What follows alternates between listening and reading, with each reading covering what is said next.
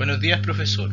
Hoy, 8 de junio del 2021, damos inicio a la actividad de Tecnologías de Información y Comunicación 2, correspondiente a la unidad 3, Proceso Analítico OLAP. El grupo está conformado por Andrés Gajardo, Jorge Hidarraga, en la carrera de Ingeniería Informática, con el profesor Patricio Soto. Dentro del contenido de optimización de almacenamiento veremos los siguientes ítems: agregaciones, cubos virtuales, particiones y proceso de cubos. Agregaciones. Uno de los factores a considerar dentro del modelo OLAP. Después de definir el modo de almacenamiento, además se debe definir el porcentaje de agregaciones. Estas se almacenan en la estructura multidimensional según el modo de almacenamiento que se haya escogido.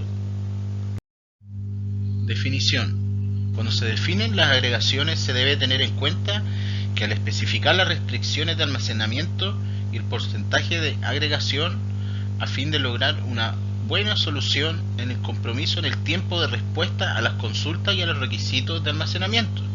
Si se calcularan todas las agregaciones posibles, se requiere una gran cantidad de tiempo de procesamiento y espacio de almacenamiento. Si por el contrario no se precalculan agregaciones, la cantidad de espacio de almacenamiento que se necesita se reduce al mínimo, pero el tiempo de respuesta aumenta. Por ende, suele existir un equilibrio entre el espacio de almacenamiento, el porcentaje y las posibles agregaciones que se precalculen y la performance requerida. Dentro del gráfico se puede ver que cuando llega a un punto en el cual ya no consigue el aumento significativo en las agregaciones, a pesar de aumentar la cantidad de espacio de almacenamiento, debemos escoger un porcentaje situado en la zona del punto A, donde logramos el máximo porcentaje de agregación con la menor cantidad de espacio posible. Características. Las agregaciones permiten mejorar los tiempos de respuestas. Requieren de almacenamiento adicional. Si no son controladas, pueden provocar una explosión en los requisitos de almacenamiento. Cubos virtuales. Un cubo OLAP es una base de datos multidimensional en la cual el almacenamiento físico de los datos se realiza en un vector multidimensional. Estos cubos se pueden considerar como una ampliación de las dos dimensiones de una hoja de cálculo.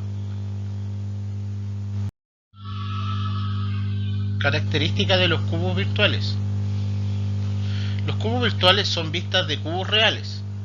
Estos pueden ser utilizados cuando el usuario desee ver la información conjunta de dos cubos diferentes.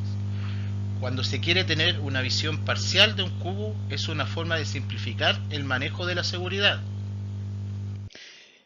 ¿Qué son las particiones? Una partición básicamente viene siendo la división que se realiza para conformar el disco duro. En este caso sería un cubo donde cada cubo contiene al menos una partición tal y como se ve en la imagen. Una partición es una estructura de datos que contiene algunos o todos los datos en un grupo de medida, en el que cada grupo de medida se divide en particiones. Una partición es un subconjunto de datos de hechos que se cargan en el grupo de medida. Las particiones básicamente son una característica transparente para el usuario final, pero tienen una repercusión importante en el rendimiento y en la escalabilidad de los cubos OLAP, donde todas las particiones de un grupo de medidas siempre se encuentran en la misma base de datos física. En el procesamiento de cubos debemos definir cuándo y con qué frecuencia procesar los cubos. Aplicando la estructura, debemos considerar el modo de almacenamiento que escogeremos. Podemos crear una partición por cada año que contenga el cubo y almacenar las particiones por año, por ejemplo, 2017, 2018 y 2019, en el donde 2019 establece una estructura MOLAP. con un alto porcentaje de agregaciones y lograremos obtener respuestas rápidas a las consultas. Para el año 2018 podemos elegir la estructura OLAP con un porcentaje bajo de agregaciones, permitiendo buenos tiempos de respuesta para consultas de resumen con un espacio de almacenamiento mínimo. Y los años anteriores, de 2017 o antes, podemos exigir la estructura Rollup con 0 agregaciones, la que nos ahorrará espacio de almacenamiento, pero tendremos una respuesta bastante más lenta, pero en este caso no sería de gran problema, ya que estas consultas serían ocasionales. A continuación, veremos unos ejemplos respecto a lo que acabamos de mencionar anteriormente. En agregaciones se llama agregación al proceso de precalcular los datos a través de los diferentes niveles y así lograr disminuir los tiempos de respuesta de los procesos de búsqueda de la información.